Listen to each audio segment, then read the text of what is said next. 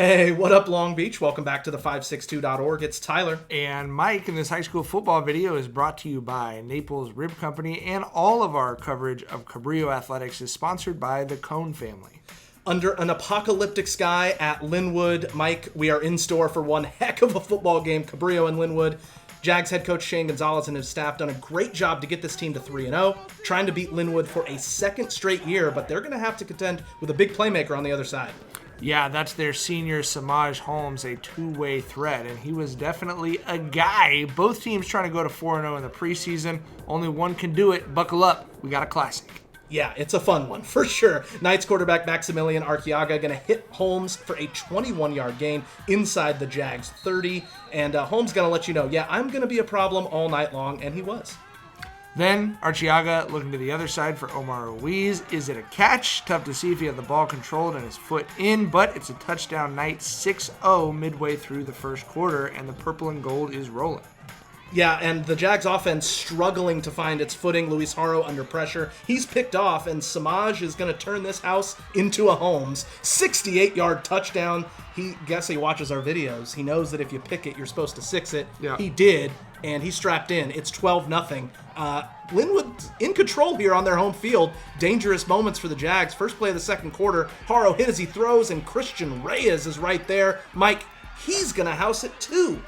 Well, and let's be honest, we both covered a lot of Cabrillo football. At this point, you're standing on the sideline going, hey, 3-1 going into league is pretty good. They got off to a great start at 3-0, but these games don't usually end well for Cabrillo. Not so fast, my friend. The Jags would respond first on the ground with Bobo Jackson, some tough running. Then Haro's going to hit freshman Dejon Pittman for 11 yards on 3rd and 5. Don't worry, he'll be back. As Haro at the 25-yard line is going to look in zone for Pittman, and Dejon really mustered the strength to go get that one. A great grab. You had to do it for the score. Not the most meaningful completion between those two. At that point, the Jags defense had really settled in. Sophomore Isaiah Miranda, a nice tackle in space on Holmes. And then, when the Knights try to punt, not so fast, double thump. That's big Josiah Seniceros putting his body into it. Big play for a big man. Jags take over at the Lynwood 21.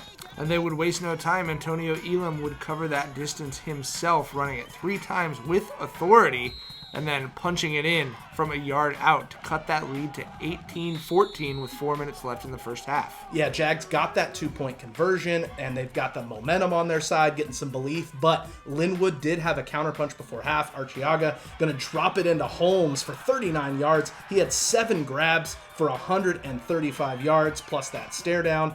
Then on 4th and 10 at the 12, this one drops in for Reyes for the score. Knights answer back, and they go back up by 10. They take a 24-14 lead into the locker room. So Cabrillo still within punching distance, but they've got to play very tight in the second half, and they did lock in defensively. That defense was super solid in the second half. Chris Amafi there for the defensive line. Huge play right there. And then the ball gets a little lippery on Archiaga. Scrum for the ball. And it's going to be Cabrillo's Luis Chavez who wins the battle underneath the pile. Yeah, he was in there at the bottom of the ravine to make sure he could get that ball back, Mike.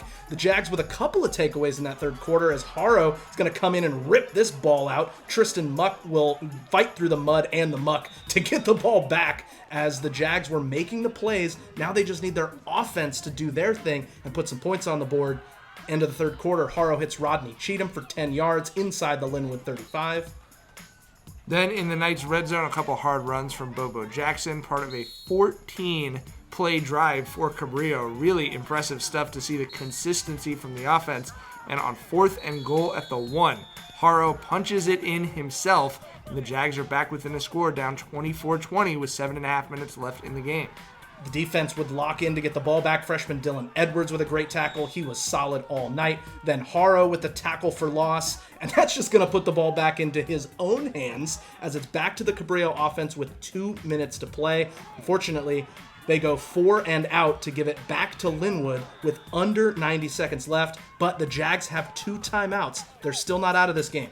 And a big deal that they hung on to those timeouts for sure. The defense gets the stop they need, and that's going to get the ball back to the offense with 2 minutes left to go. After an incompletion, Haro goes up top to Pittman. Oh my word! He almost gets decapitated here, Mike. cannot believe he held onto that football. An amazing play. He does have to come out, though. So now about 20 seconds left. 2 plays later, he's back in, looking for him. He's got it! Oh my God, Mike! He's gone! You're now looking at the biggest play in Cabrillo football history. They take the lead with 11 seconds left. Yes, Shane, go nuts! The miracle on the west side, Pittman delivering 6 catches, 136 yards, and 2 touchdowns.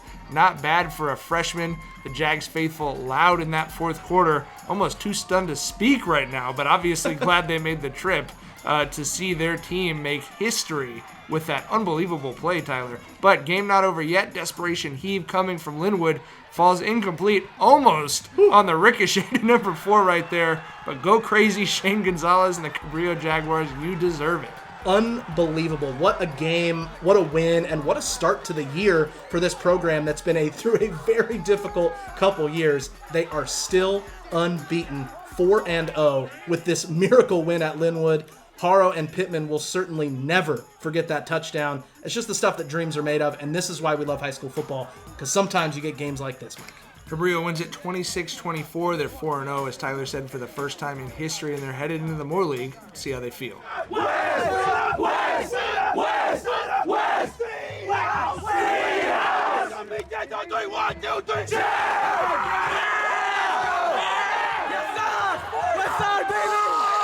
Gotta thank all of our sponsors, including Ocean Law Center, for their support of local sports coverage. If you want to keep up with the unbeaten Jags and the rest of the Long Beach football teams, you know you got to keep it locked right here at the562.org.